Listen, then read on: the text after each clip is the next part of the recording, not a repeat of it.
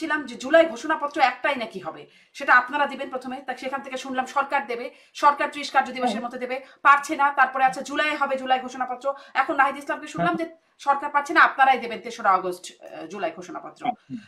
হ্যাঁ, কোথাও কনফিউশন আমি দেখছি না, মানে আপনি তো তাহলে রাইট আছেন। সরকারের কাছ থেকে কি প্রত্যাশা করেন আপনারা, নাকি প্রত্যাশা বাদ দিয়ে দিয়েছেন? দেখেন দেখেন একটা বিষয় দেখেন, একটা হলো যে এই জুলাই ঘোষণাপত্রটা 3 অগাস্টই হয়ে গিয়েছে।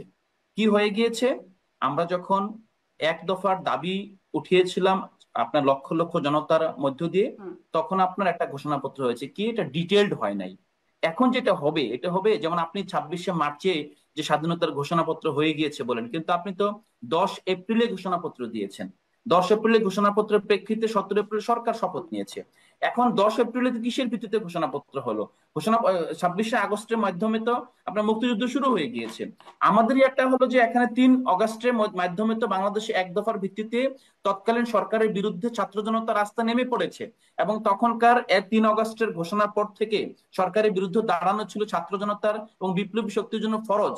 এই জায়গায় দেখেন আপনি 3 অগাস্টে যে ঘোষণাটা পরিস্ফুট হয়নি, কিন্তু ঘটনা 5 আগস্টে ঘটে গিয়েছে। তখন আপনি এটা রেট্রোস্পেক্টিভ, আপনি অগাস্টে করেন, জুলাই করেন, কিংবা সেপ্টেম্বরে করেন, হোয়াট এভার, আপনি সেই ঘোষণা দিতে হবে সেই ঘোষণার প্রেক্ষিতে। তখন আপনি চিন্তা করবেন যে সেই ঘোষণার আসপেক্টে নতুন বাংলাদেশের ছাত্র জনতা কি প্রত্যাশা করে। সেই প্রত্যাশার আলোকে আপনি জুলাই সনদটা তো আসলে আমাদের দাবি ছিল না, জুলাই সনদ হলো সরকার আবিষ্কার। সরকার ঐকমত্য কমিশনের মাধ্যমে যে বিষয়গুলো একমত হবে, তারা বলছে যে একমত গুলো নিয়ে আমরা একটা জুলাই চার্টার করবো। জি, এই জুলাই চার্টার আমি বিশ্বাস করি বিএনপি সরকারের কাছে জুলাই চার্টার চায় না, জি। অন্যান্য দলও চায় আবার না। জুলাই ঐক্য এখানে পরিষদ তারা বলছে এটা মানে কোনো দল বা কোনো ব্যক্তি দিতে পারবে না।